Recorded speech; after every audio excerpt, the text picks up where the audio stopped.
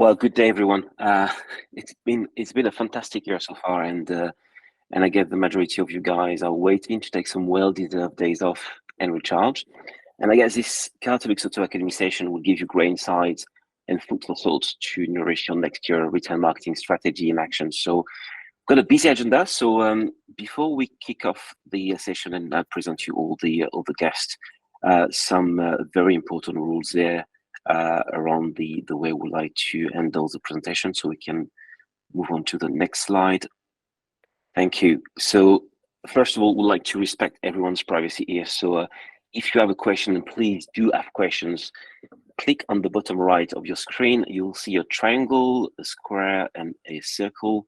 You click on it, you have this pop-up window, and then you have to click on the Q&A, and it'll try to answer all your questions as they go at the end of each session and maybe at the end of the overall sessions today. So I'm Hervé Jonin. I'm managing Cartelux within the EMEA region.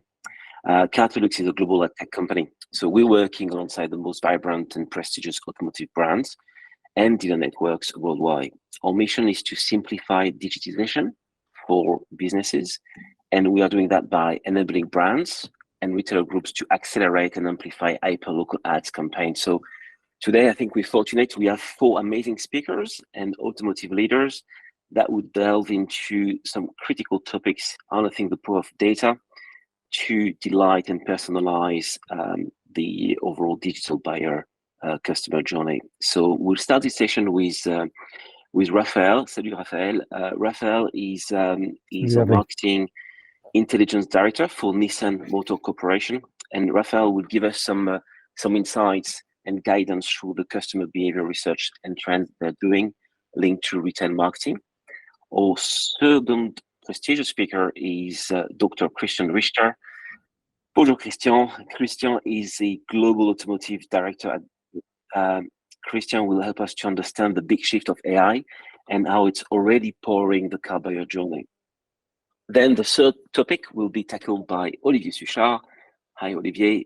Olivier is the Global Head of Digital and Performance Marketing at Aston Martin Lagonda.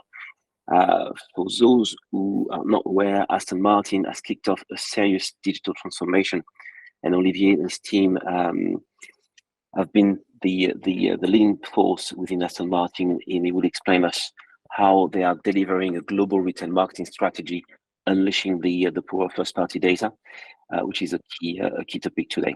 And last but not least, Kristin Harder.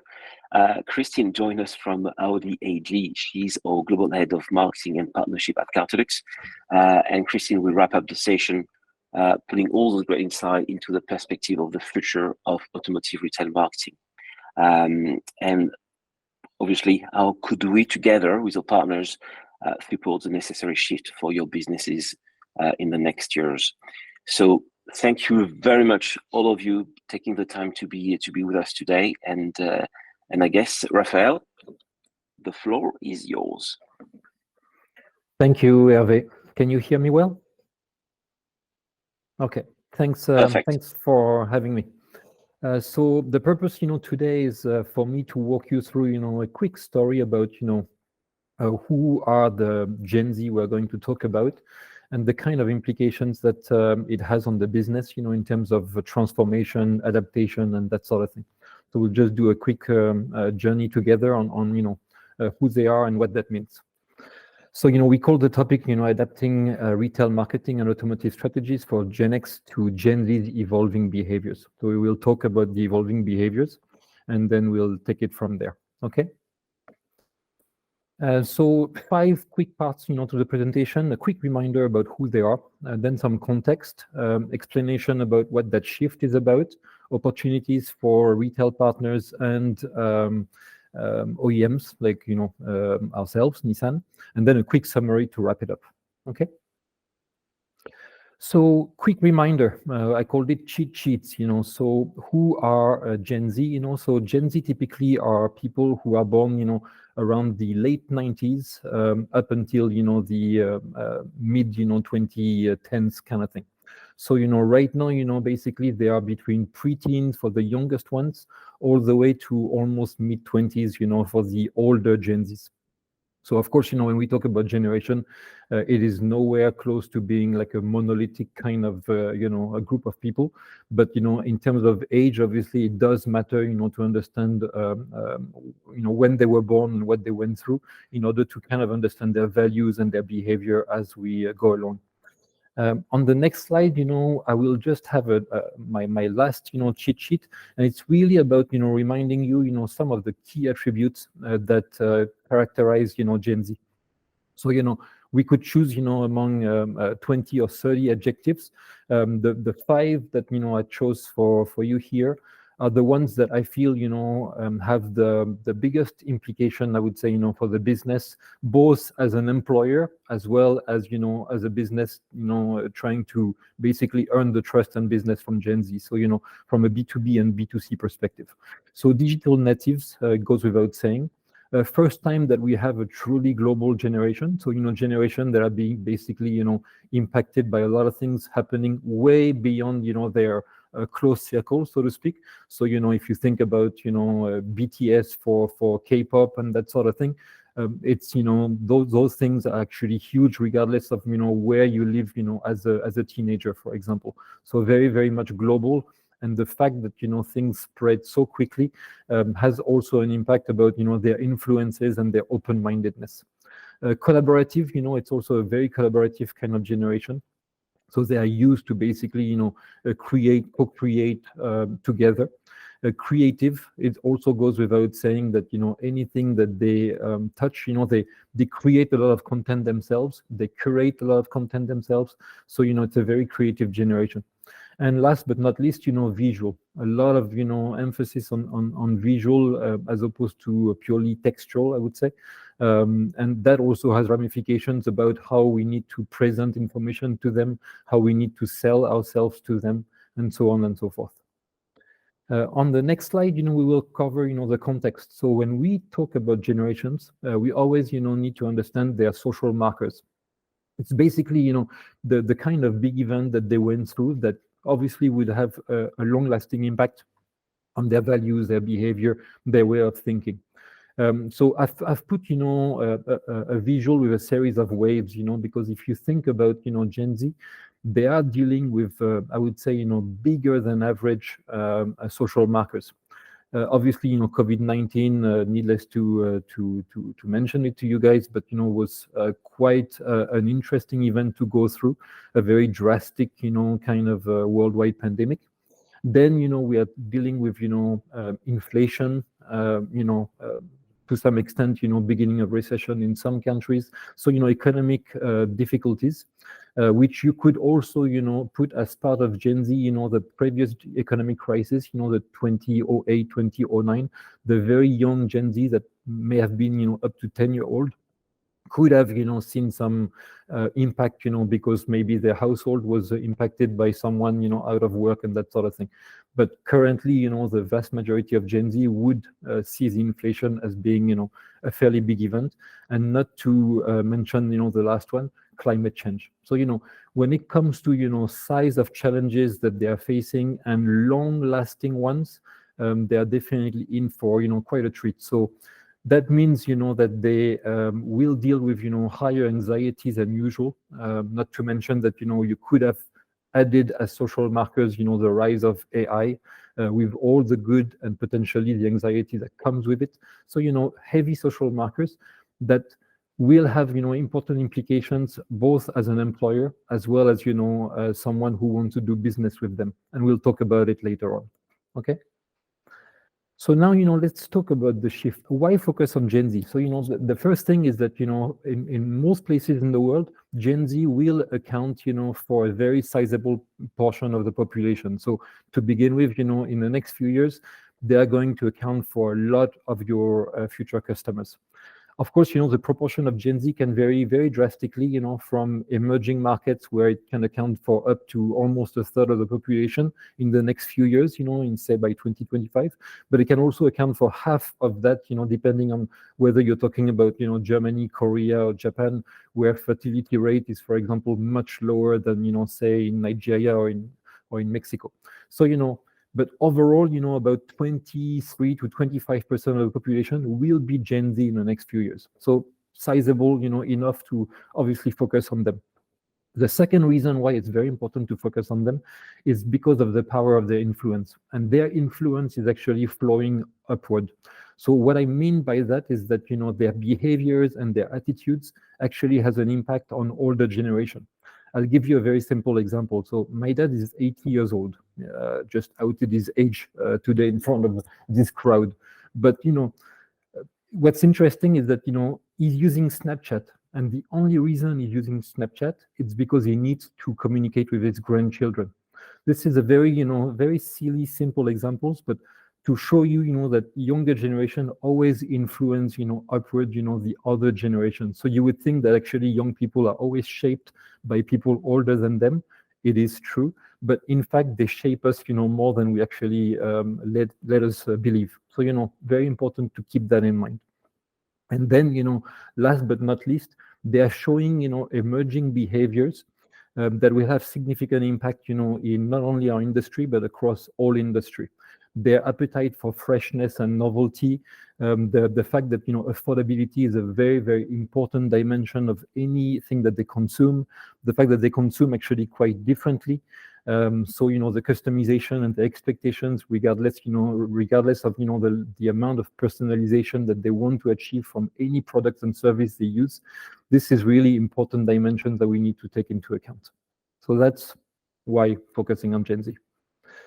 And so having said that, Gen Z and automotive, this is one headline that I hear, very much about, which is, the kind of death of car. So, I've decided to use the good old Mark Twain quote, that the report of his death was greatly exaggerated. It's because, in fact, when we look at, the Gen Z's interest and appetite for cars, we realize that, in some markets, it's coming a bit later than usual, but in fact, it's still coming. So, over the past couple of generations, we've noticed that, there was a bit of a late start in seeing behaviors, happening. So, the same was true with millennials, staying home a little bit longer than the previous generation and so on and so forth. So we are seeing the same thing in developed markets. You have it on the left. So, let's call Europe, for example, as one, group belonging to this established market. We are noticing that, people have their driver's license, a bit later than usual and that sort of thing. But, at the end of the day, they tend to catch up. So, definitely the death of cars is not happening anytime soon, despite, obviously some legitimate pressure about, environment and that sort of thing. The car is still very much a tool, used for, basic utility, freedom, in many markets, still social status and so on and so forth. So, so that's for that. And then, we are also, noticing that in the established markets, the amount of sales of new cars, coming from Gen Z is obviously extremely low. I mean, let's put it this way, the average age of a new car buyer in Europe is about between 53 and 57 years old. So you can imagine that Gen Z account for a very small percentage of that. Having said that, the entry, point in the automotive market will be used car for the Gen Z, at the beginning. But it has been like that, for a long time. So it's nothing really new about this generation in the established market. What's interesting is what's happening in the growing markets. So, let's call it growing markets, countries like Thailand, like India, emerging strong economies, for example. That's where, Gen Z is actually continues to show a very strong appetite for cars. It's still very much, a social status symbol, to actually buy certain types of cars and that sort of thing. So overall, the penetration shows, a lot of room for growth in terms of number of cars per capita, for example. So, Gen Z and automotive, it is in many markets the beginning of a love story. So no death reports with that regard. Okay. Now, in terms of Gen Z impact on the auto industry, I wanted to highlight 3 big ones that we should pay attention to. There is on the left-hand side the fact that multi-platform communications and search is really becoming a thing with Gen Z. For the first time, Google search is not the only way, and I apologize for Kristin, who needs to hear that from me, but I'm sure, Kristin, you know that already. So, for my generation, Google is the de facto place, to start any kind of search. But Gen Z is different. Gen Z is using different platforms for different purposes. So they will use, Instagram, they will use, TikTok for certain searches, including, product search, influencer, kind of search as well, and that sort of thing. So, that the purchasing journey already is changing quite a bit, and traditional influencers, professional reviews and all that are playing a different role for Gen Z. The second thing in the middle is the fact that search for novelty, the constant, search for freshness, basically means that there is a risk on loyalty rates. So, we should expect, Gen Z to try more brands than their predecessors, I would say. And last but not least, on the right-hand side, there is, definitely a change happening, across all verticals of usership versus ownership. And right now, usership, so, everybody's using subscription-based kind of model, no commitment, but still using the products and services. This is something that is here, to last. So that has, very strong implications on the business side for business model to adapt to that. Okay. So now, in terms of opportunities, I wanted to highlight a few opportunities that I thought was interesting.